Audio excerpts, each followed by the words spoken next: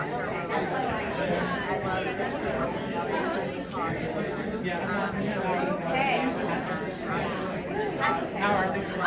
everyone. Good afternoon. Good afternoon.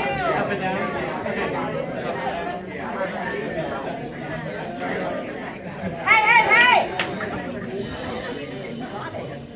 I don't have a microphone, so I have to yell. Good afternoon, everyone. Thank you for coming. I think we're going to get some people trickling in here, but I'm a timely person, so I like to start on time. I respect you guys being here.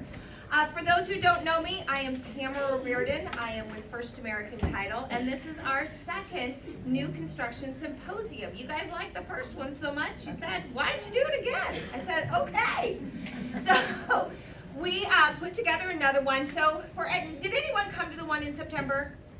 Oh, awesome. But I love that we get to see a lot of new people also. So this was an idea that came together. I got together with Keller and we were kind of brainstorming. And I've been in the industry for 19 years, so I've kind of watched how everything's flown. And new construction has been coming up for quite a few years now. And now it is your inventory. It is a majority of your inventory. But as I talk with brokers, I see that also, and listening to them, it's like, how do I work with builders? You know, what's the misconception? They don't pay me. They do. So what we built this on is how to work with builders. What do brokers need to know? What do your buyers need to know? What are the timelines with these? So I have wrangled some of our local builders. I, begged them and, really asked that they come up here and just talk about it. And all of them were like, yeah, of course, we want them to know this information. So I'm going to do a few introductions. We're going to have a quick presentation from David Koryanko, and then we're going to get into some questions. But this is an open forum. So if you have questions, please raise your hand, because probably if you're thinking of it, somebody else in this room is also. So don't be afraid. They're prepared and they want to answer it. They want you to be comfortable. So we have Mr. David Koryanko on the end there. He's with Keller Williams. He also does the Powered by Ground meeting every Friday here at 9 at Keller Williams, 9 a.m. Anyone is welcome to join. It is really good information. Next we have Ezra Hammer. He is with Jordan Ramus, the law firm. They also work with CCAR too. Jamie Housley is part of that. But he's here to answer any type of legal questions you might have. Land use, I think everybody knows that has changed or is changing. So if you have any questions there. We have Ms. Elena Robertson, thank you. It's been a busy day. My internet was down all morning, so she's with Taylor Morrison. And we have Mark Hessling with Pacific Northwest Title. We have Travis. Lifestyle Homes, it's okay. I used to work for Pacific Northwest Title back in the day. Pacific Lifestyle Homes. Also works with Garrett Custom Homes. And then Travis Glendenning with Sun Country Homes. And Miss Danielle Finch with New Traditions. So we're going to go ahead and start with David, and I'm going to put up your presentation right now. Actually, first of all, I wanted to thank everyone for coming, and this is our second symposium. The reason we're cultivating this, and I've been actually a big spokesman here at our office, and also many of the brokers who know about me, I talk about new construction all the time. And year over year, it has become a bigger and bigger market share in our local market here. So we're going to talk about it even more. If you can go to slide 2. I call it the pie of real estate. If you look at that, You might have to move everybody a little over. Our residential real estate market, is split into 3 categories. We have our new construction, we have our distress, and we have our resale. And as of last year, in Clark County itself, 37% of transactions were new home sales. Is this important to us brokers? Yes or no? Yeah, absolutely it is. We have to figure out how we're going to be part of that data report. And one of our in our training, we talk about bringing the professional people to speak to you, the brokers, us, about new home sales. And that's why today, just like last symposium, we have people who are in the industry. It's not a YouTube channel. Most of them you won't find on YouTube. But these are people who are in the industry. They're building homes. They're selling homes. I'm asking, how many homes are you selling a month? You know, how many homes are you selling a year in Clark County in our metro area? And the market share is going up. So what do we have to do in our businesses? We have to start thinking about how our business is going to reflect that same percentage. So if you as a broker closed only 2 new home sales last year, you're not really reflecting the true market stats. My business runs 95% in new home sales, and because of that, we reflect more and more of what really is happening in the market. Since last symposium and this symposium, in our office in KW, we've probably put at least 40 new home sale transactions into escrow. Yes, that's you. That's you because we're creating awareness, and brokers are starting to understand that there is business to be gained there. If we start looking in that direction. Can you go a second slide? So what does this show? It's not the stock market, it's the real estate market. Real estate market shows a reflection that things go up and things go down. Our markets are never stable. But what's interesting is year over year in our market, I'm not talking about nationwide, new construction has taken priority. So year over year, more and more homes are being built in Clark County in the new home sector. Next slide, please. So what is your business goals? What is my business goals? We have to understand that the way we cultivate lead sources has to change. We have to start pivoting to start reflecting true market status. And I go where the market's at. Some of you were here when 08 and 09, when 80% of our market was distressed, and those who did short sales won. Why? Because that's where the market was. It's not brain, you don't have to be too smart to do an analytics on what's going on. But what I'm saying is go where the market's at. Figure out your lead sources. If it used to be one source, and I'm talking about make new homes your new lead source. And this is why we're bringing people into a room for actually bringing inventory into that sector. This is not a joke. They are bringing inventory that we can take to our buyers, our sellers, or whoever to buy their product, whether it might be investors. Increase transaction volume. It's going to be hard to move people from where they're at 2 and 3%, to convince them to buy 6, 7, 8% mortgage. Well, in the new home sector, they're buying down your rates. That's why people are buying new homes. They're doing us a favor. They're telling us where the buyers are going. They're going to lower rates, and they're going to go to new home sales. And while the builders are investing money into buying down rates, they're going to work on increasing transactions. This is where we, the brokers, have to go. Creating new business plans, this is where we talk about every Friday here and many other events that I have been involved in. We have to go back to the drawing board. We have to say, okay, I used to do business here, I used to cultivate business here, but I have to at least slowly start moving into this direction. There's many ways you can start doing that, but you have to go back to the drawing board. These builders have come here to stay. This is one thing I want you to learn. They're here to stay. And there's more builders coming into our market. Before 08, 09, 2010, we had 0 national builders in Clark County. Now we have, I don't know, 10, 11, 12. Just national.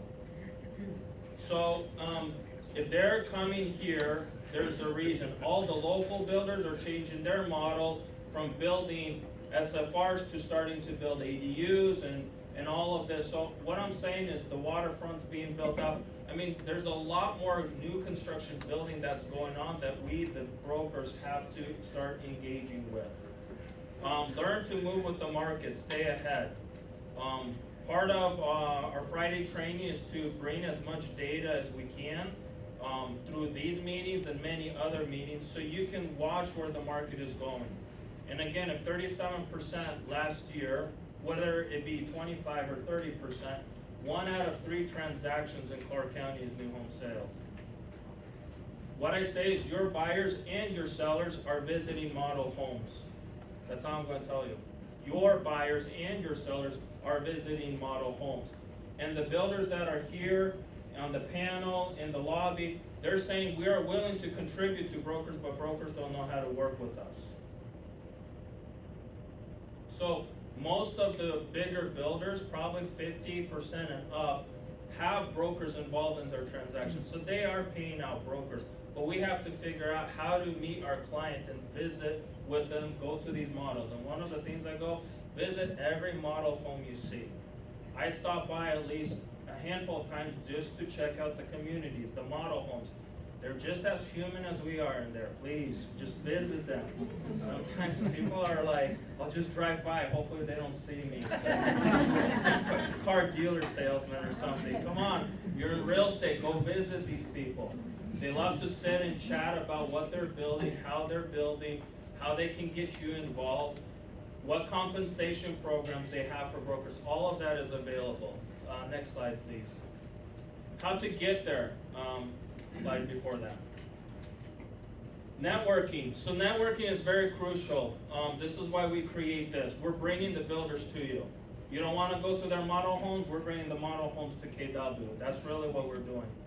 All of these people, a handful of them have been in model homes, have sold new home sales. You should come up to each one of them and ask them a bunch of questions. But networking is key. Get out here, come to these meetings, come to a lot of other meetings that we're going to have. Mastermind, great minds think alike. Interview brokers who are in new home sales. I always say any broker that I depict, even nationally, they have intertwined their business with new home sales. All top producers in the broker world have intertwined themselves. I'm not going to even throw names in our own market here, but you can pull them out.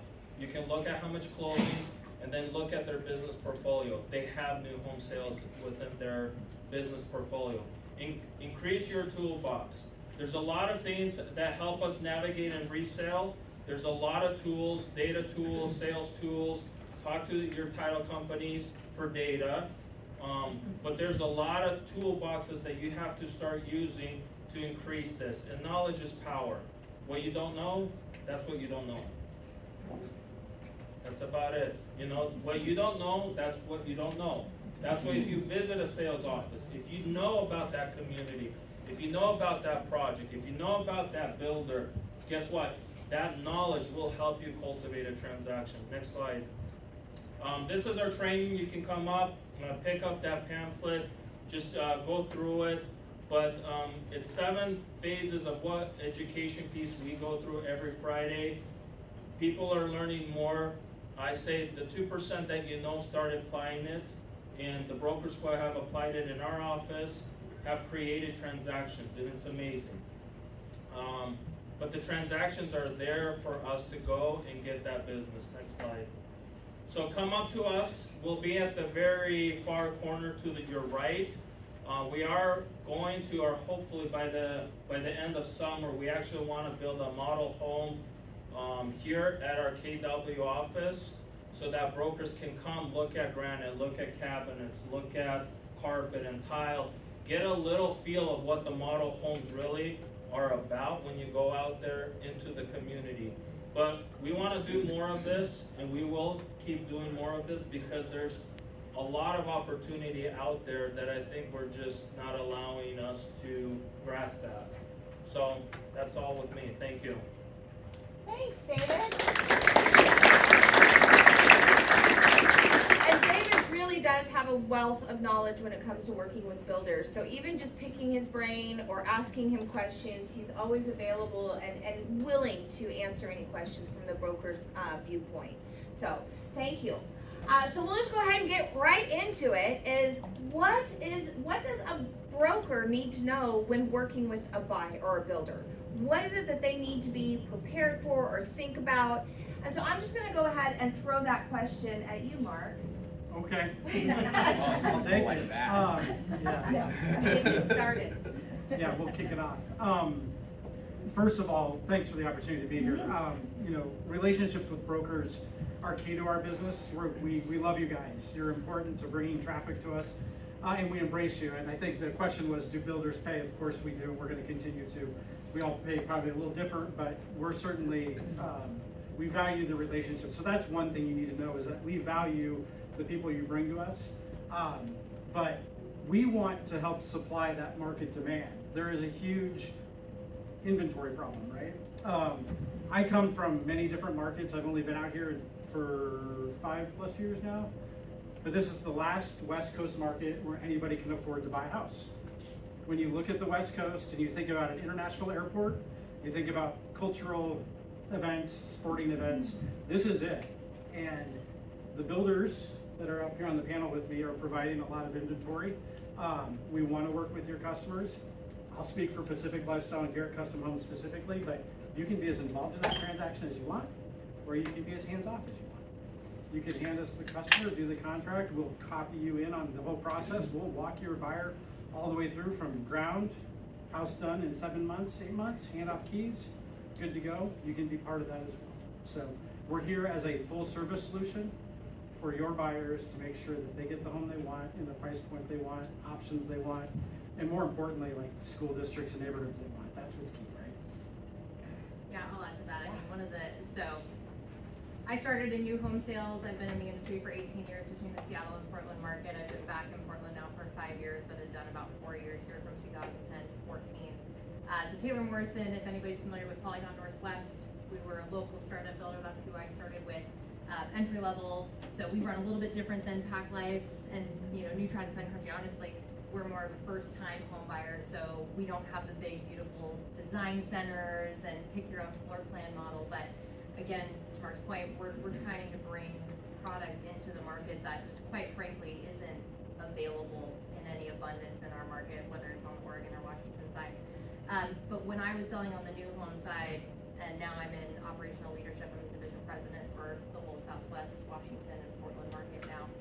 What we always tell our brokers when they come in, which by the way, 85% of the sales that we make are with co-op brokers. So we've got our own internal brokerage team, we've got our own brokerage, they're all licensed, but 85% of our transactions are with you guys. We rely very heavily on the relationship and the partnership because we sit at a storefront, we're not walking around and knocking on sellers' doors saying, are you looking for a new house? We're kind of like the iPhone of housing, right? People come to our stores and we say, this is what we have available. We have varying levels of personalization and customization that your customer can choose from. But I always used to say, this is Taylor Morrison Daycare. Bring your buyer, drop them off, we'll call you when the keys are ready. Right? That is such a better way of saying it. I am totally stealing that. We're gonna share. Yeah, But we'll here's the share. thing, right? The amount of work that you guys do for your buyers and your sellers when you're doing a listing and you're having to go take your photos and the marketing plan, all those things, let us be the easy button for you guys. We have our own contracts, and I know that drives a lot of you insane. You're type A personalities, you want to control the process, you want to take care of your buyer. We're gonna take the time to go through that contract with you so that you understand it. But to some degree, we're building your house for free, right? We ask for an earnest money deposit, and then we build the whole darn thing, at least from the spec side of, for custom, you maybe have to throw a couple more bucks in. But ultimately, we've got a whole process that we're gonna be really transparent. I would say this for all of our builders, really national or our local homegrown builders. This is a process that there's a lot of liability and risk for us as builders. It behooves us to be upfront and transparent with you guys about what that process looks like. And I can't imagine a single superintendent, sales rep, warranty rep at any of the builders that if your customer or you had questions, they'd say, no, like we're just not gonna do that. I think a lot of the builders in our market, those who have come here and are here to stay, to David's point, are builders of integrity. They are community members. They are people who have invested into these neighborhoods and these cities, whether or not we're transplants or, born and raised in this area. And to David's point, I think it's really easy for you guys, because you're so busy, you're doing so many things, to miss the easy opportunities with new home that are in front of you because you're so focused on the CMA of the neighborhood of that seller you're taking care of, or that buyer who's like, I only want to be in this area, and you're like, just brought in your search another 1.2 miles you would be able to find. There's this whole new Pack Life with Pack Life and New Trad and Traditions, and there's so many opportunities. So I think you can expand your market share and what your portfolio looks like with a pretty small amount of effort. And really, that's what our responsibility is to take care of you and your buyers so that you can go get focused on the hairy private inspection where the sub pump is busted and the basement's full of holes, right? That you have to go up in an attic because there's raccoons living there, or it's an estate sale, right? There's so many complications that you just don't have to deal with the new builder. So we try to make it easy. So you take care of everything, right? We just bring the You buyer. literally just register them on the very first visit. I think that's pretty consistent for all of us. I think that Register that them right is away. something Yeah. I learned last time, and if everybody doesn't know, the key, and please correct me if I'm wrong, but the key to really work, the top thing I can think of to let your buyer know is register with that builder. Amen. Or let them let you register with that builder so that they know. So that conversation has to come from the broker so that they don't go sneak away in the middle of the night and go to a builder. And there's no builder that's gonna say, are you sure you're not represented? Are you No, we sure? will though. I think a lot of I them mean, do. but- Because a lot of the buyers they don't think about that. They don't think about They it, really don't. so they're gonna say no. So make sure that you tell them that we just need to get you registered so they know you're coming. It's a procuring cost thing. That's really all that it is, because all of our stuff's readily available, public record, everybody can Google new homes. And I think all of us really have the same policy. You either call ahead and say your buyer's coming and here's who they are and here's my name, or you show up on the first visit. We And want you guys most involved. builders aren't looking to alienate the No. real estate market. Because, you know, I think everybody up here recognizes that we don't have a relationship with every single buyer in the marketplace, you do. Right. And so, you know, to make waves or to get a bad reputation about being a builder who's stealing clients or not compensating agents for bringing buyers to the new home site would be foolish. And what's easy with, at least with New Tradition Homes, is that you go onto our website, talk now to our little Shelley. You can register your buyers just like that. And if your buyers come into our model homes, as my team does, is we ask, are you working with an agent? Let them know that you came in, and then we send an email to you and say, hey, we met your buyer, this is it. Here's an agent registration, please fill it out, and we'll get you registered with them. So, because we know we can't do what we're doing without you guys. It all does, a lot of our business is because of you. So I think that's a great way to just go online, talk to Shelley, put in your information, give us the buyer's names, and you're done. So, Jefferson. and that's something that's always been a curiosity to me, and I know you can only speak to your particular business models. But I think the truth is, like, a lot of consumers out there, before they ever even try to talk to a broker, are hitting your model Yeah. homes. Telling you, registering with you, not having an agent, and then they meet one of us down the road. I know there are some who would not let us be reinserted into that equation. Is that, that's something that you see changing? And I suspect the fact that all of you are here means that you would be more than happy to insert an agent between you and that consumer, even if they came there first without ever having spoken with a broker. I don't know, where does that? I'll comment real quick. I Did think- everybody sorry. hear his question? Yeah. Okay. Restate it a little bit, probably. So new buyer walks into a model home, they meet an agent 2 weeks after that, they haven't maybe written a contract yet, they wanna be represented by one of you guys, they come back to our model home, is this the scenario? We know they've been registered with us, but now you're new. We look at that, I'll talk to Pack Life and Garrett, we look at that on a case-by-case basis. There are lots of buyers who need representation. They've never done it before, maybe it's their first home, or maybe they had a bad experience with something. So we look at that on a case-by-case basis. There is a procuring cause component to the sale. So it's a case-by-case for us. If they're not under contract, it's really clear for us. You haven't written the contract yet, you wanna be represented, got it, no problem, let's go. If they're under contract, that's where it gets a little bit, we've already written the contract. Sure. They've already moved forward, you want representation, that's great. We look at that on a case-by-case basis, but in those cases, it's a little harder to be candid. And New Tradition Homes is the same way. If somebody's came in and registered and then somebody calls me and says, my team, we're all licensed realtors.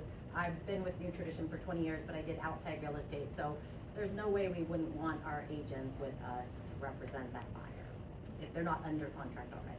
I think most builders, would be case by case scenario. That's a complex question. Yeah. And it just depends on how far down the road you are. You wanna make everybody comfortable, right? That buyer is important. Is that buyer going to be more comfortable with another agent? Are they the ones pressing for it? How far down the road you are with the contract? What's been already negotiated? What hasn't been negotiated? So it is a lot of moving parts, but I think, for the most part, especially at Sun Country Homes, we're looking for fairness and what makes most sense for everybody that's involved in what's going to be probably a long transaction. Something I'll add to that too, I'll speak for TM, but I think it's pretty similar for all of us. We don't incentivize a buyer to not use a broker. We don't say, oh, hey, if you're unrepresented, we'll give you an increased incentive. I think that's a common misconception that builders are trying to motivate buyers to get rid of a broker. And you guys know we're going through this whole buyer's agency thing. I'm sure Ezra could give us all kinds of insight, which I would love your insight on that too. But the buyer, like how many of you guys actually do buyer's agency agreements? Oh, I am out of press actually. That is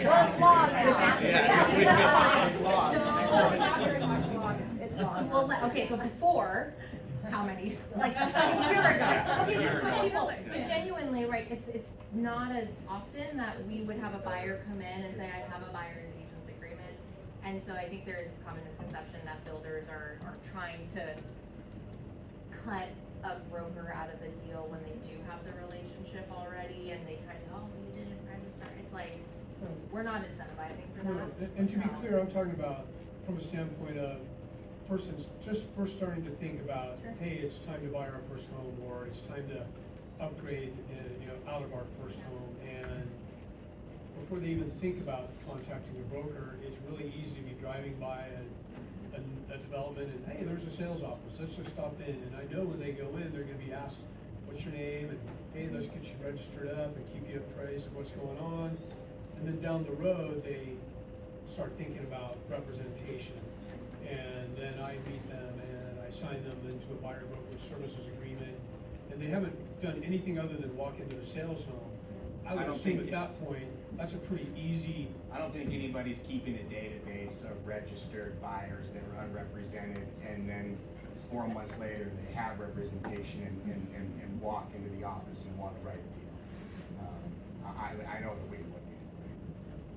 Since you brought up the buyer agency, are you guys allowed to show your model homes without a buyer agency agreement?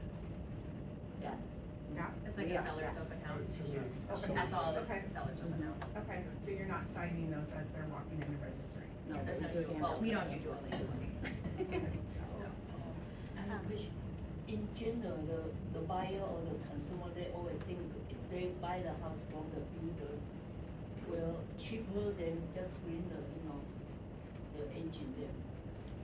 That doesn't happen very often. I'm not gonna say. They will skip hours. I'm not gonna say it's never Right. happened, but, to piggyback on the point over here, none of us are incentivizing or advertising or telling people who come into the model home, hey, if you don't have a real estate broker, we can cut you a deal.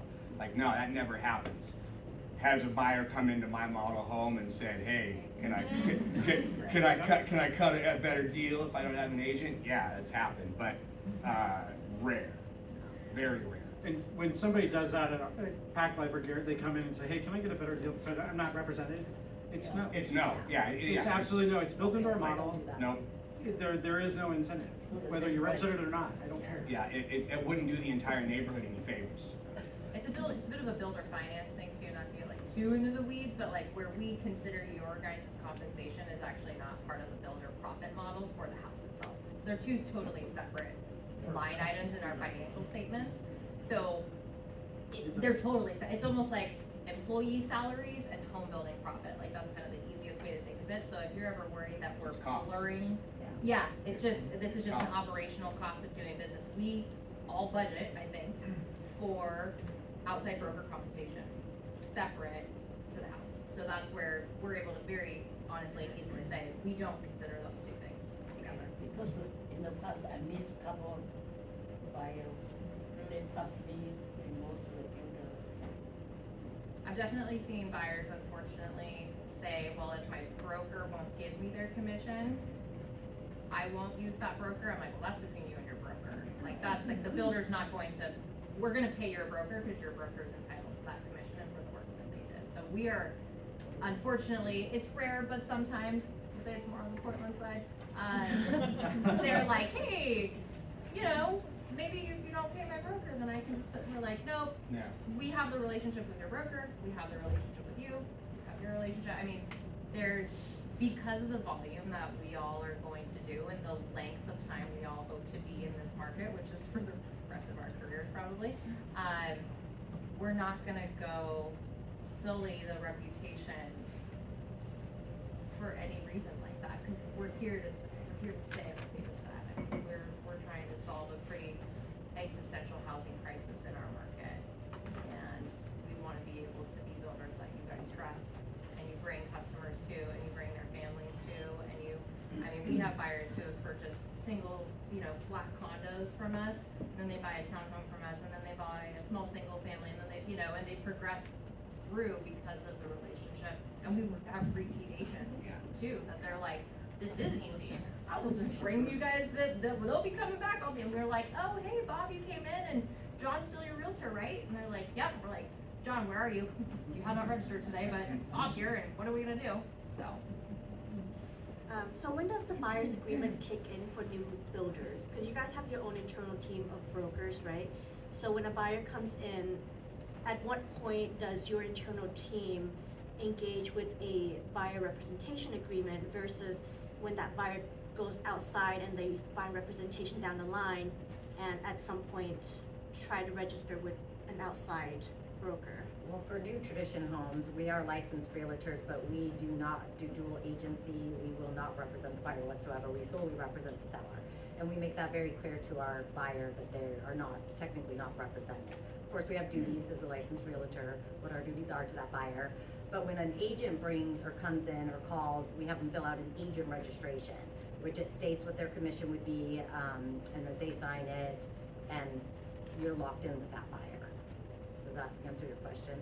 Kind of. So even if you have your own internal team, I guess it depends on the builder whether or not they do dual agency, or do most of them just don't do? I mean, We Sun Country won't do dual agency.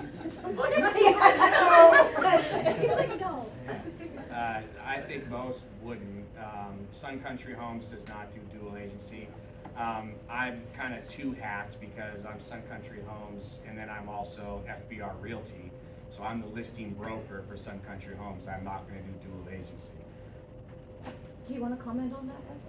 Oh, sure. I'm a little bit outgunned here, guys, but I'll say this, and one thing that we haven't touched on here today, really, a major thing to think about with your buyer when new homes is the warranty that's included.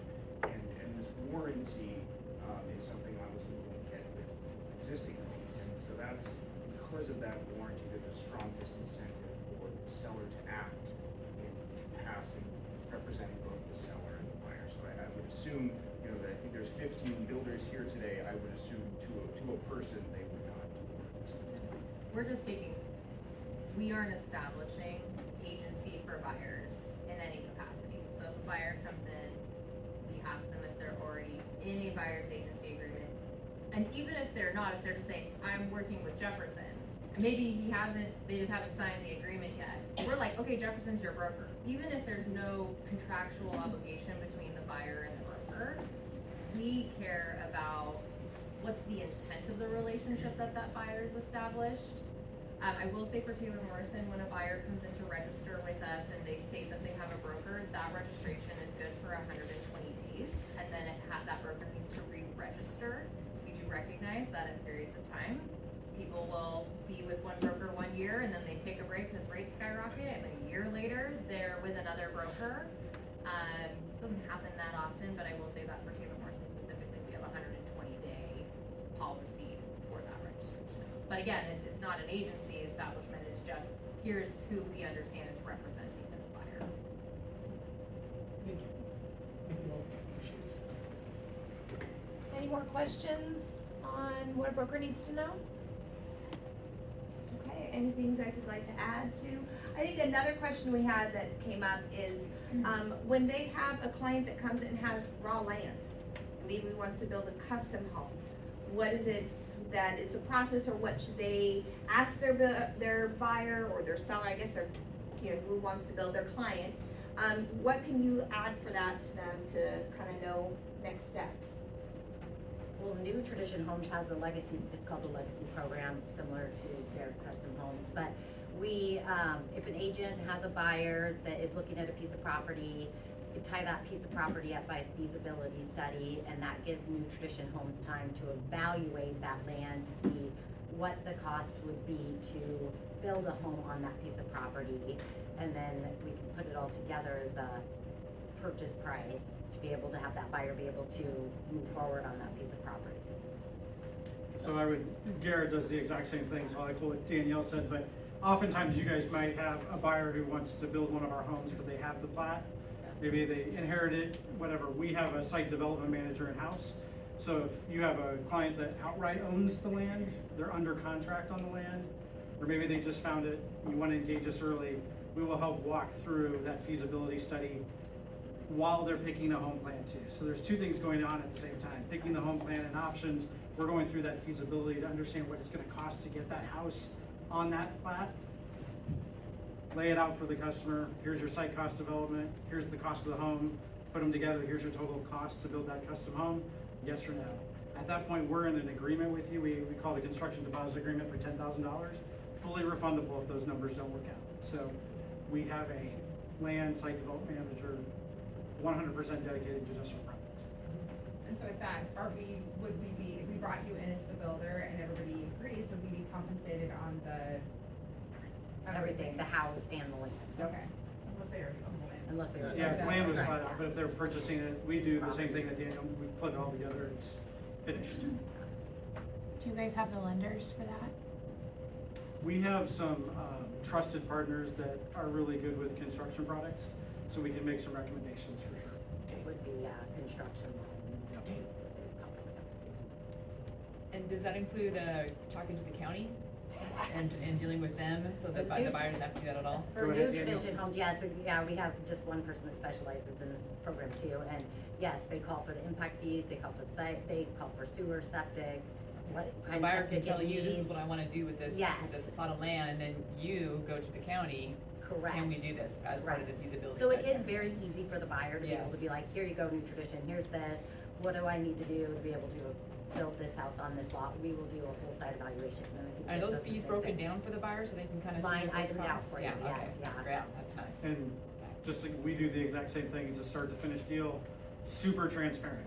Yeah. The last thing you want when somebody's building a new home is not to be, especially from raw land, getting it ready, you wanna be super transparent about what it's gonna cost to get, whether it's septic, power, driveway, whatever it is, you have to be super transparent about What it. if they say, well, you know what, I can probably take care of this on my own, and then you take care of this, or is that possible? There Like are to kinda- certain things that we will parse out, Okay, but we're very driven to timelines, Okay. because costs, as you guys know, costs are increasing in the market Yeah. all the time. So we put together an agreement, if you're responsible for getting that well in, because your brother drills wells, Yeah. it's gotta be in by this date, if it's Okay. not, we're gonna add some costs to it. So Okay. we're flexible, but it's best if we control. Yeah. Danielle, I'm sure you agree too, it's, Yes. we can drive, we've got the experience, we've got the trade partners, we do it every day, just Yeah, let us It ends do up it. usually costing the buyer more money. Yeah, than generally it's it's- on their It's own. way better for timing. The Yes. buyer thinks they're gonna get a better deal, but they really probably aren't. Yeah. And it also complicates warranties. Yep, great oh, point. yeah, definitely.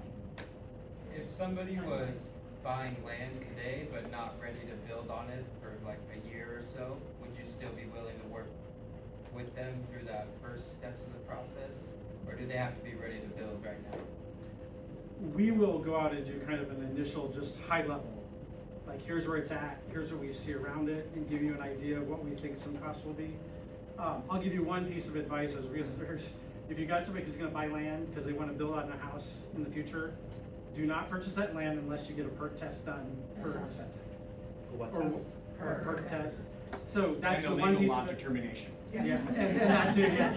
So those Even two more things, important yes. than perk. Yeah. But, we will often give like a free consultation, like, hey, we built in this general area, we kind of have a rough idea, but that's a real high level, big estimate, to be candid. Once it's under contract, you've got your feasibility study, then we validate it.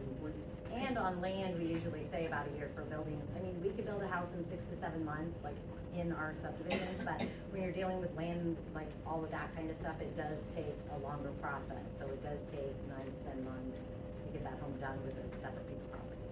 I'd say too, construction costs have gone up over 20% year over year. So if they're buying a parcel that they're gonna retire on, and so when they're thinking delayed, I'm buying the parcel now because land values just continue to appreciate in our market, that's one thing. But if they're like, oh, I wanna play the market and see if construction costs go down next year, and I'm gonna wait, the bottom of the market's always behind you. So that's where those early initial studies that you guys will do for your buyers will help. But they're not gonna be able to guarantee that past probably a 90, 120 day window because costs just continue to go. So 120 days it's good for? Okay, yeah.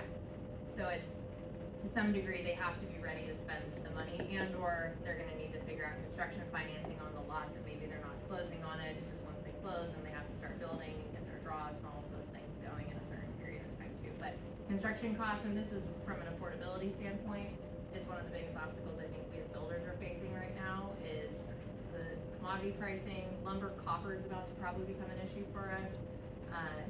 20% year over year, it's generally about 23% over the past 8 years that construction costs have gone up.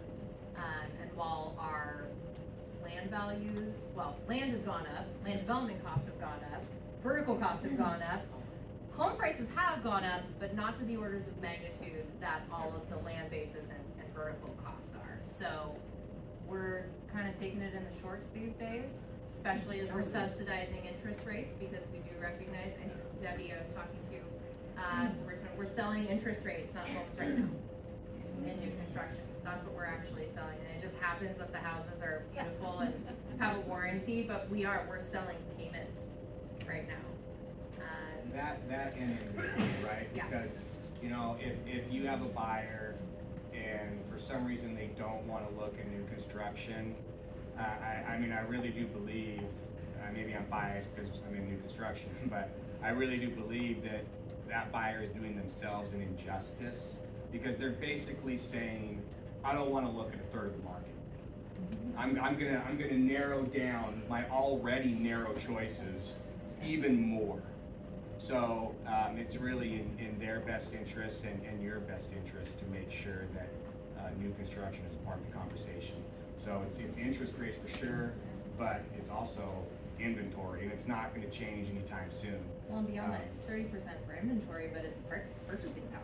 Right. Your buyer, when you go to new homes, can probably afford a purchase price that's $50,000 to $75,000 more based on the interest rate opportunities that we And you're have. buying a product that's new. Yeah. It's not gonna need a new roof in 5 years. There's no New- toenail clippings in the carpet. And you're not buying a used home. Yeah, and I'd like to bring up, guys, with new construction, Washington State Code has changed all of their requirements on new builds, so it's all electric now. So it is like the things that need to look at for your buyer on the energy savings. Okay, New Tradition's big on Energy Star, so I won't go into the detail of it all, but it's a huge savings that your buyers are going to save on a monthly electricity, all of that, not gas anymore, but electric, water, all of that, because of the efficiency of, even if you're just a code bill, Washington codes have changed so much, how much more efficient they are going to be than what they are on pre-owned homes. Yeah, So it's a huge savings. I mean, I try to Huge tell level people of every day, difference. you're gonna be saving, hundreds of dollars a month on an energy efficient new home versus buying a 1950s old home that needs all of this work done to it.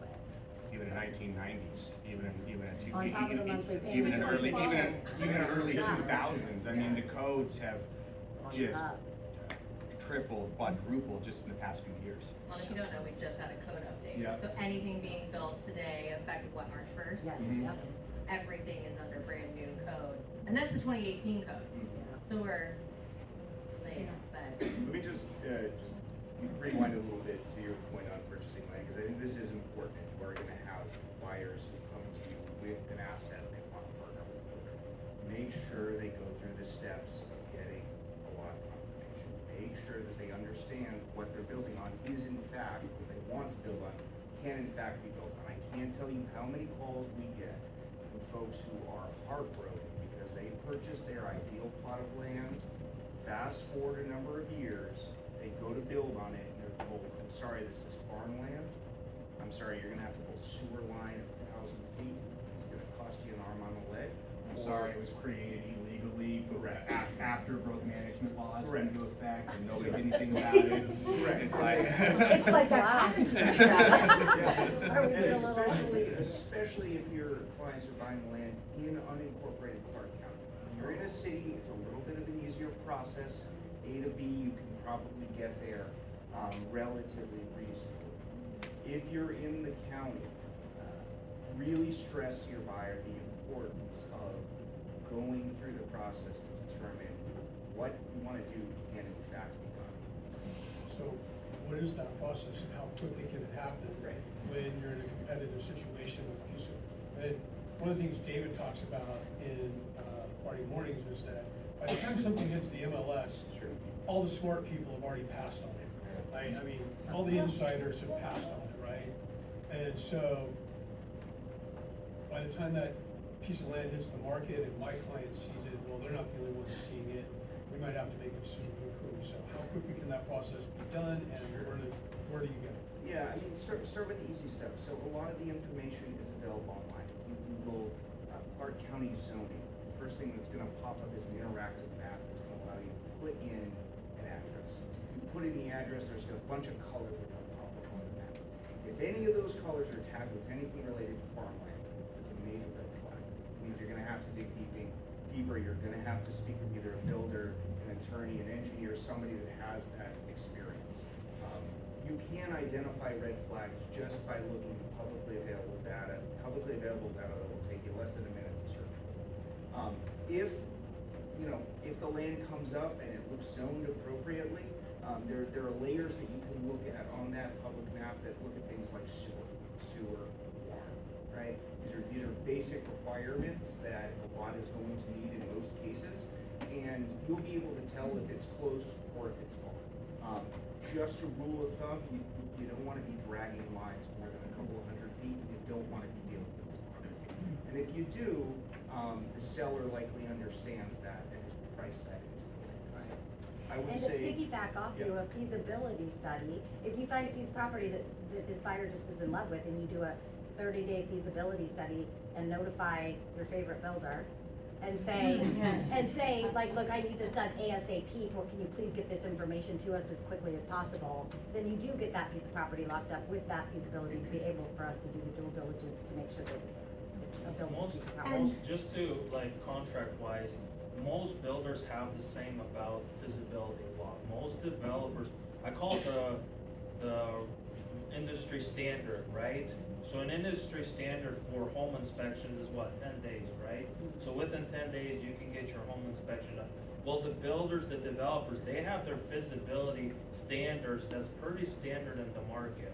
So like if you found a lot for a client and you put what's an industry standard feasibility, you're not gonna lose out on the deal because the chances is everybody else is gonna ask for those same timeframes. So just to kind of put that across, there is industry standards in the new construction, in development, that is an industry standard. So if you throw that out there in your transaction, I mean, the chances most of the buyers are gonna ask for the same thing. How many days is that?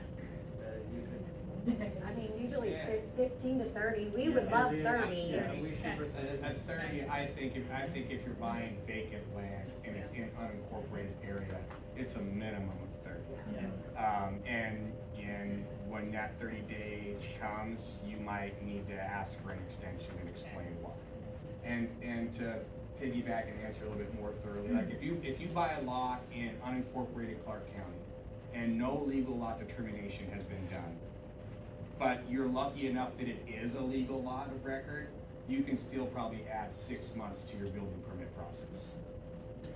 And here is the first piece of the program of just a shameless plug for First American Title, is that going back to what Ezra was saying, you can start with us. Yes. You can call us and say, what is this zone? Kelsey Phillips, who's a part of our customer service, and Jake Menzinger, probably one of the best title officers in the county, best I've ever worked with. They can help you determine what is the zone, where do you need to go. They know the builders. So if you don't know, like, I am not sure what to ask, call us. We will help navigate that through with you.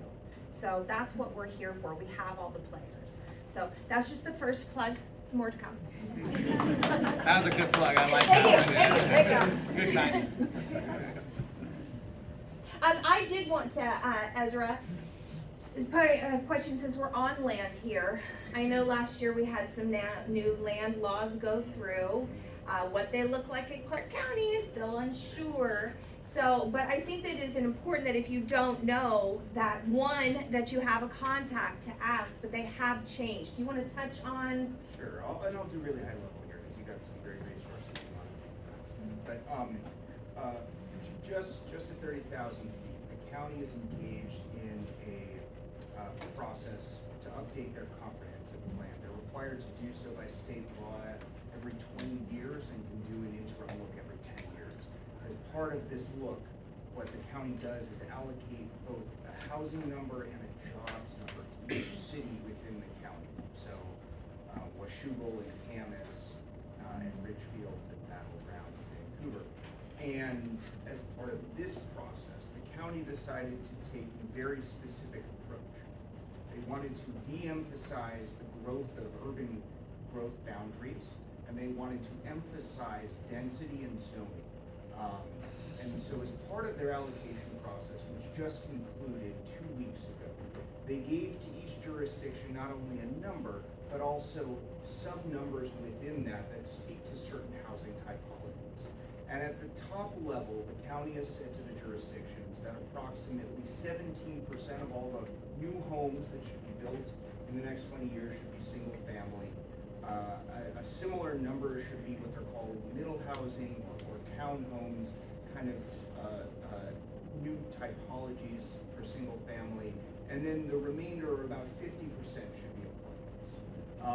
And that's going to then inform the process that each city is kicking off as we speak to update their comprehensive plans in order to accommodate all the housing and the jobs that were given to them by the county. And so as part of this process, because the county is so significantly de-emphasizing growth, what you should expect to see in the coming years are cities really re-examining their urban cores, greatly increasing the available capacity in existing zones, and allowing for new housing types that otherwise haven't been built, but we're starting to see in places like Oregon, where they've been a little bit ahead of the curve on things like townhomes and stacked flats. This process is going to wrap up by the end of 2025, which will have new kind of rules for the road. But by and large, if you're thinking about land, if your clients are thinking about land, even if something is close to an urban growth boundary, it is highly unlikely that it will be brought in within the next 20 years. If a client worked with you and wanted to build an RV pad instead of ADU and park an RV on it, and maybe use like a guest room, would that be against code, or did you guys do that? So it depends on the jurisdiction. Everybody has their own rules, and we're happy to take a look at it. But by and large, many places will kind of find one way or other to prohibit RV pads, but certain jurisdictions allow.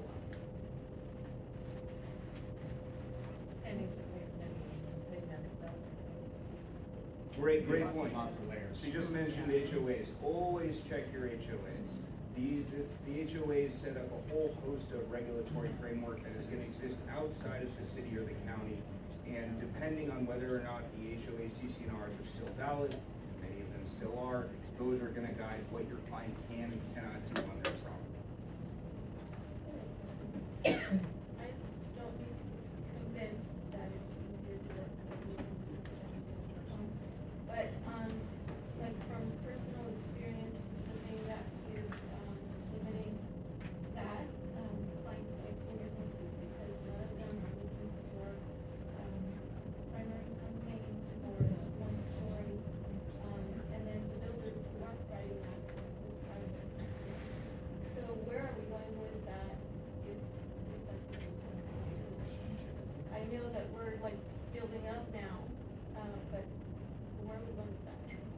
Her question is, where are we going with building in the sense of buyers looking for more one level instead of double level? Or even primary, Primary.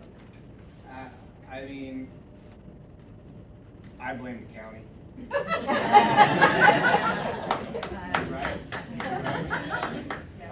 The county and the city wants density, and density means narrow lots. And then what happens is the lots that are big enough for one levels are a huge premium, and you have no choice but to build more expensive homes.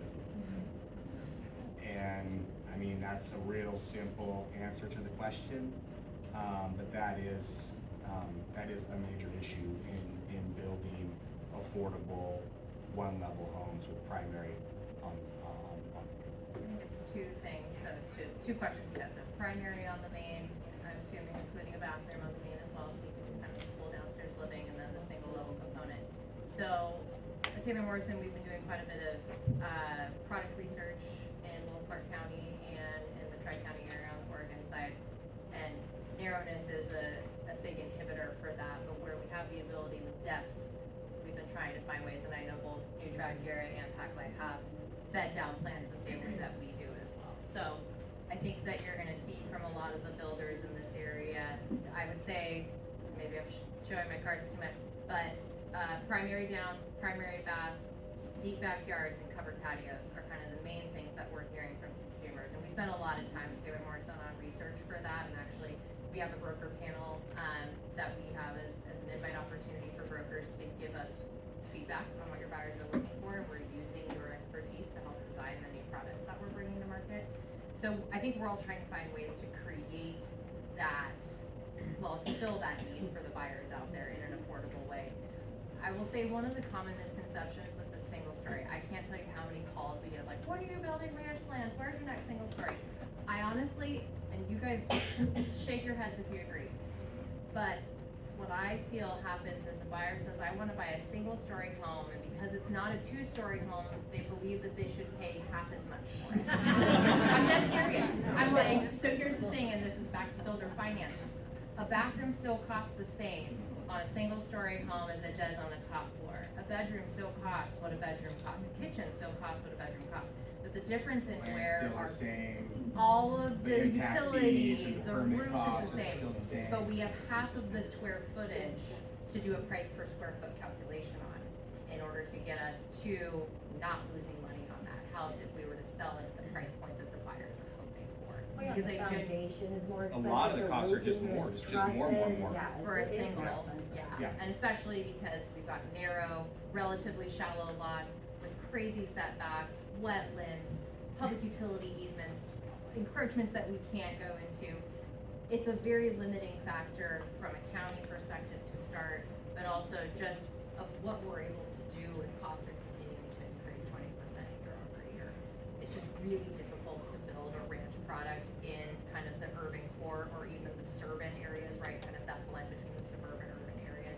It's just really expensive to build. So I think what we'll see more of, short of going to like a condo flat type execution with an elevator or a walk-up, which by the way are horribly expensive as well, and we used to build them, we don't anymore.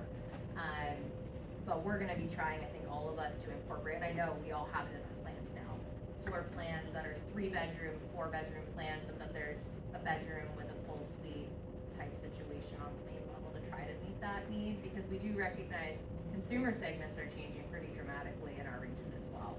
And we know that our populations are aging now into a greater population that are gonna be over the age of 60 to 65. Now they're very active, they don't wanna be in like retirement housing. 65 is not that old. My mom's turning 70 this year, and I swear to God, she can outrun me.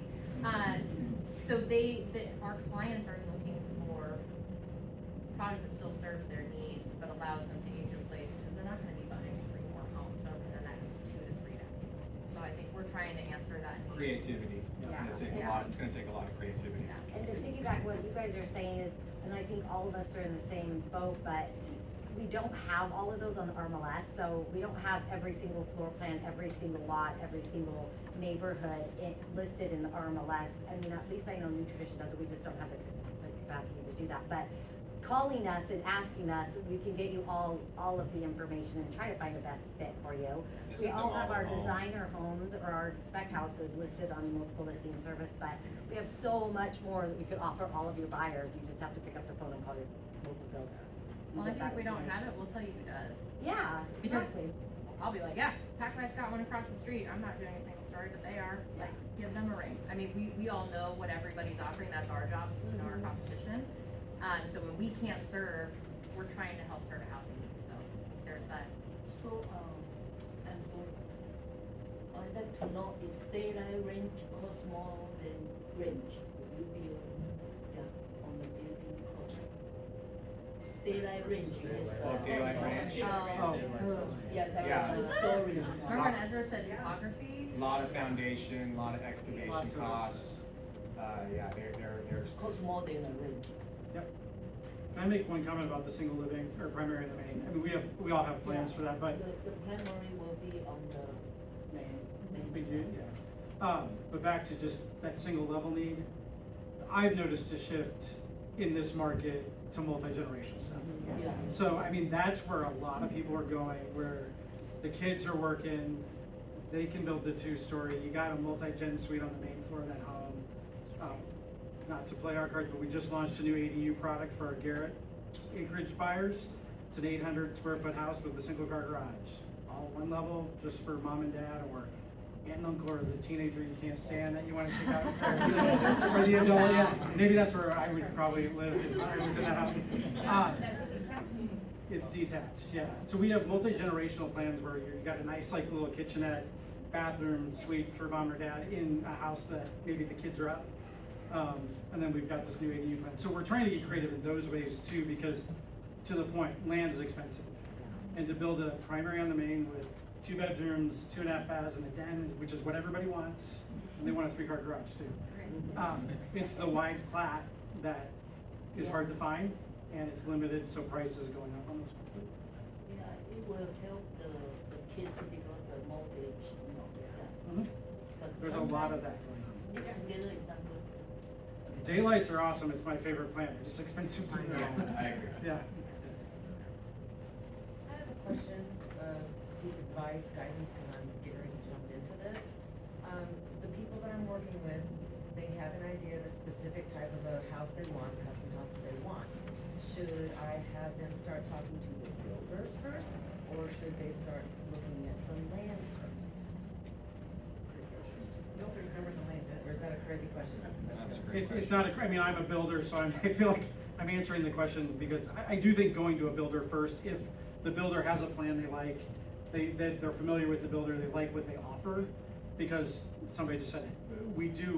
The agents that work on our Garrett product, the custom product, which is typically on a half an acre plus, they do have a good feel of the market. They know what's going on, they do know what's available, they know the bad stuff that's available. They're one of the first to get notified if something good is available. Yeah, so it's a good place to start. And we'll guide you on the land too. Oftentimes, it doesn't happen often, but every once in a while we'll give you advice on land. We're planning to build our house and somebody will just execute on the land and cut us out of the deal, but it happens, that's part of the business. But I would say, just to add to that, like a consultation with the builder, an educational type meeting about the build process would be a great place to start. But I wouldn't spend a lot of time and money and resources in designing what they think is going to be their perfect ideal home until you have the land. Because not every house works on every piece of property. That was my concern, like they have a specific idea, a long house with a garage in the middle and an ADU for a caretaker above. Okay. But also, speaking to builder. Unless they're buying like 10 acres. Yeah, you can help tell them, educate them on land acquisition, it's not an easy thing. You can let them be the bad guy. Yeah. Be like, that's really probably not feasible, what Well, you're that's hoping to totally design, fine. but here's, right, like, Something that could possibly work. let them be the experts. I don't do any of it, so I'm like, you guys take that. But, yeah. Any other questions? I have one more, and that was on timelines. What is it, so we know the inventory is very tight right now, and builders' homes are going quickly. If your buyer decides that, okay, new construction is the way we're gonna go, what's some realistic timelines that the brokers would be able to give their buyers? You know, it's not the same animal. So what would be a good, you know, a guideline? So for Taylor Morrison, we have standing inventory homes. We'll always have, we generally will start our homes with what we call a pre-plot. So the lot has a specific floor plan, elevation, exterior color. Like I said, we're definitely more of a first-time home buyer. So we are the fancier, quick move-in alternative to resale. No inspections. Please just let your buyers save their $500 to $800. Don't. I know everybody wants to do private inspections. I think it just convolutes the process. But so we'll have stuff that's ready that could move in honestly within 2 weeks. Like if we have cash buyers, we've done closings within 2 weeks. If they are gonna build with us again on a lot that we have already predetermined a floor plan for, depending on the type of home, that can be 5 to 7 months. We're rolling out a choose your own floor plan model though at our brand new community at Battleground. We actually have a broker preview. Here's my shameless plug. Broker preview that we'd love to invite you guys to next Wednesday, actually, at the Battleground, at the new model homes the doors got open. And we're actually gonna take you guys through our builder paperwork, a one-pager on that, talking with our preferred lender, and really what it takes to work with Taylor Morrison and what that looks like for you guys. But we're gonna have specs there that'll be ready by the fourth quarter to move in that have predetermined floor plans. They still be able to choose their surfaces, like floors, cabinets, countertops, all those good things. But then also the opportunity for them to choose one of 3 floor plans, which includes a single level. And also includes 2 stories with 3 car garages. So, sorry again? Price point's going to be starting in the mid 500s up to the high 6s. It's gonna be 1,600 square feet on the single story, and then we will be 22 and 2,400 square feet on the 2 stories. Got tree lots. Why don't you like inspections? So it's a new home. We are building the most energy efficient home that'll have been built in the area because we've got all of our building codes and energy efficiencies and expectations that we have to do there. We always allow the inspection. We're never gonna be, no, you can't do it. But the thing is our homes come with a 1-year warranty. They come with a 2-year warranty on all of the mechanical, so HVAC, plumbing, all those good things. And then a 10-year structural warranty beyond that. And new homes have already been inspected. Multiple times.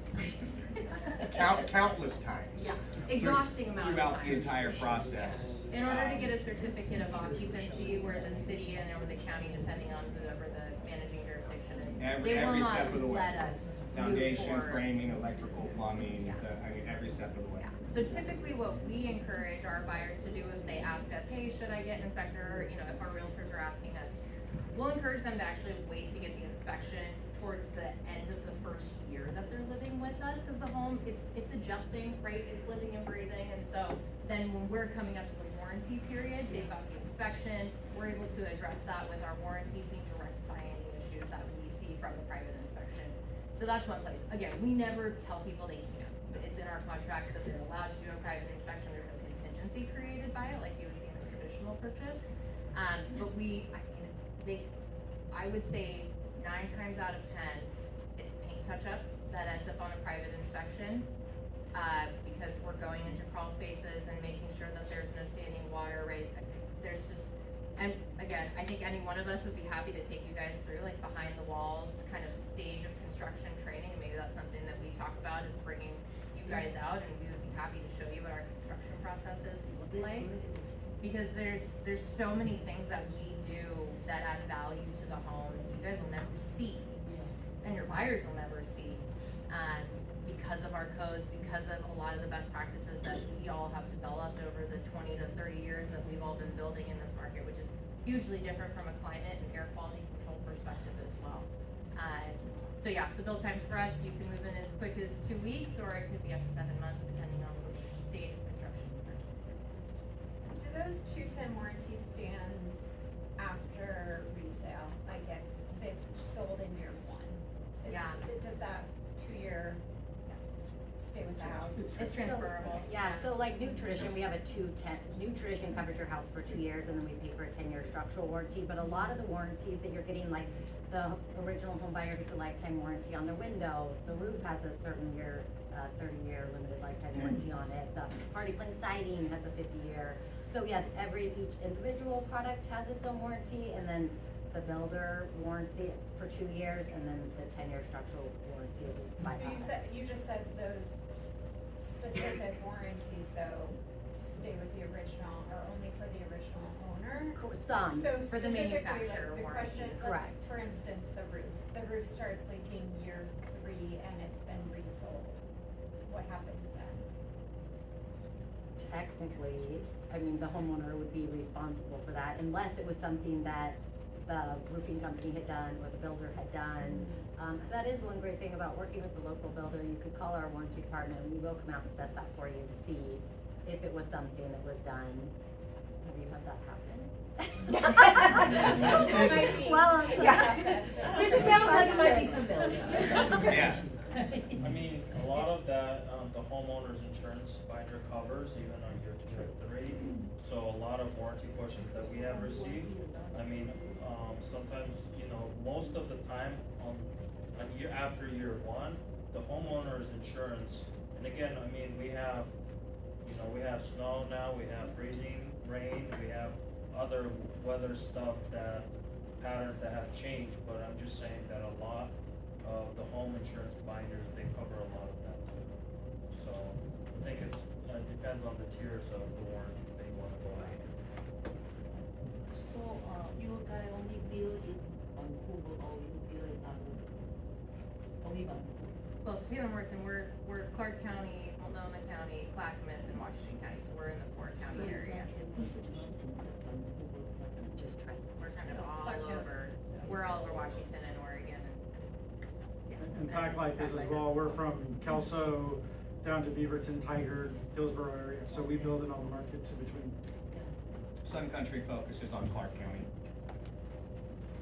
Same with New Tradition, and we're in the Tri-Cities region. Any additional questions? Yes. I would differ about that home inspection just from my own experience. And I know David's gonna be like, yeah, Dana knows. So, you gotta understand, when you have a home buyer move in there, and they go to turn on the air conditioning, and there's no air conditioning the next morning, or better yet, they go to take a shower the day after they move in, and there's no hot water. There's a reason to do a home inspection. It doesn't matter if there's a warranty. It does, just for your buyer's protection, and I don't sleep well knowing that this literally, he insisted on no inspection, and I said to the buyer, I said, you have to submit that in writing to me that you absolutely do not want it. And then the next day after they moved in, literally, no hot water, no air conditioning, and there was half of the insulation in the house. People, and I'm not saying the builder was bad. I'm saying the contractor got interrupted and they went on to the next, it was Friday night on Memorial Weekend, and they went on to the next thing. It happens. It's not like it was intentional. But we don't want our people being, it comes back to make us look like we have mud on our face, and we need to make the process the best we possibly can. I'm not trying to, but no, and I totally, we all recognize your point, because as real estate brokers, and you know, I mean, I work with buyers too, right? I'm not just new construction, and from, you know, a liability point of view for us and the way we're representing people, you know, we've been, you know, pounded on home inspections, and you know, new construction is a different animal, and you know, 99 times out of 100, if not even 999 times out of 100, out of 1,000, is it necessary? Probably not. But if it makes your buyers sleep better at night, and as a buyer's agent, it's what you really believe in, no one's gonna say no. Well, this is I mean, I'll just ask this question. Obviously, that was a horrible situation, and mud on face, unhappy buyer, but, once those defects were discovered, did the builder not fix them? Took forever, and it took a lot. It was not a good scenario. Fortunately, my buyer was a tiger, man. He See, contracts for us, we'd be out there, I mean, I'm not saying it would be tomorrow, yeah. but it would be that week. I And they mean, it'd fixed be quick. the water heater and the air conditioning, but then there was all kinds of complicated stuff that I couldn't get, and the thing is, I couldn't help him because He waived it, right? that contract Yeah. is done, and we waived it, and so, my point being, I'm not trying to ruffle feathers, I'm just saying, for me, myself, it's the way I do business, I just feel better, and it was a close friend of mine. So from a process standpoint, I'll tell you from Taylor Morrison, I do think it's similar, at least for Packlight and Garrett, and probably New Trad. So we actually complete the house a week prior to closing. And we do something called our new home demonstration, where we go through, we run water, we run dishwasher. If they got washer dryer from us, we're running loads through that with the buyer and testing. We're showing them how to turn off the water on the hot water heater. Everything's getting run, we're doing the blow test. First off for air exchanges, but then also blowing through AC, making sure all of that works. So we're testing that the week before. If we find any issues with that, we're doing that with the buyer and the broker, the representative broker. So everybody's on that tour. So we're basically conducting, I apologize, I should have clarified that. You're going to have a tour and an inspection with Taylor Morrison, with your buyer and with you as the broker, going through and what we call stress testing the entire house and making sure we're checking door swings to make sure things aren't loose and rattling around. We're checking bifolds. We're opening the garage doors. We do. Can't see? Yeah. We get that a lot. I mean, I Yeah. appreciate what you're saying, but We'll do I sewer want scopes, yeah. all the way. Yeah, so we don't do a proactive sewer scope, but we allow it, for sure. And we actually have, like, all of our townhome product for Taylor Morrison, we actually do have the sewer scopes because there are multiple buildings and all that, so we actually keep copies of sewer scopes. We'll allow for radon testing, no problem. Washington State obviously requires radon testing, so that'll be provided as part of that. It's not required on the Oregon side because they're not all hot areas. So we do that first. New home demonstration is what ours is called, and then the day of closing, we walk it again before they pick up keys. Actually, before we're starting, we'll go through and retest everything again too, so that there isn't. So, I totally agree. You're not ruffling feathers at all, and I think the right thing you did was getting the documentation that they waived it, because there is definitely value to home inspections. I'm not saying that there isn't. What I am saying though is the amount of work that I can, at least, I don't know Sun Country well, but seems like a man of integrity. And what I know of New Trad, what I know of Garrett and Packlight, and the 18 years that I've been with Polygon Northwest, William Lyon Homes, Taylor Morrison, which has all been the same builder under 3 flags. Again, this is the reputation and the integrity of what we do to establish long-term, decades-long relationships in this market. You know, so it is in our best interest to respond quickly, to get our reps out there when there's an issue, to support an inspector when they come out there. And we are, I mean, again, we don't deny them. It's in our contract that states this is how you get a private inspector into our homes and to do these tours. Like, it's in the contract. We're preserving the right for the buyer to do it. So. And I think that's a great question as brokers to ask them, before is this something they provide? Like, I mean, Danielle was saying, they do provide it. Travis says, so I think a good question in your, list of with your buyers is asking that. Yeah, I agree, because when an agent calls me and asks for the home inspection, what day to do it on, I always say like, hey, if you're gonna do a sewer scope, great. If not, I have one that I can provide for you that you can give to your buyer, because we do it on every single house. But a lot of that kind of stuff, you walk through with the agent to make sure everything's done. No, and I would say, just to piggyback, builders are getting better to providing that. That's why I think year after year, the dark stories are lesser from the broker communities and the buyer. I think the builders are working a lot better on the warranty. But do you get bad apples? Absolutely. Do you get bad at clients? Yes. You get bad at everything in our business, so we have to weather both to get into that. But, We're becoming better educated. And, yes, but I think there's, It's all about, it's like any business, is how do you respond to an issue, right? Right. Everyone has an issue. It doesn't matter what industry you're in, you're gonna have a challenge somewhere. And building a new home is like the last thing in the world that there's hundreds and thousands of hands that build these things. It's the one thing that's not automated. I mean, it's a tough I was business. just gonna say, we're all human, so there are. Yeah, and so, yeah, I was gonna say, like, we make mistakes, there is no doubt about it, but it's how you respond to it. It's like any other industry that you're involved in. It's, you know, I bought a new car a few weeks ago and it's rattling like crazy. I'm taking it in tomorrow morning. They've been really good about it, right? So I'm like, I'm gonna buy that car again. They've been great about it. So it's all about response, but we all do build good homes and we're proud of them, and would love to see you guys out in those model homes, not driving by and waving, but stopping by. Yeah, snacks, yeah. Any other questions before? I just want to say a special thank you to the group here. It does take a lot to come up and talk. And, you know, so David, Ezra, oh my gosh, Elena, Mark, Travis, and Danielle. Thank you for doing this. Was this helpful? Wonderful. So if you have a pen, or grab your phone and go to your text message and put this number in, 360-606-8663. That's my cell phone. If you would like their contact information, the slides, or information about the new construction tour coming up, text me, put your name, email, and I'll get all that to you. Now after this, we have these lovely builders that have tables out in the hallway. This is the second half of the new construction symposium, is that we have builders out there for you to go talk to, for you to ask questions, for you to grab their contact information.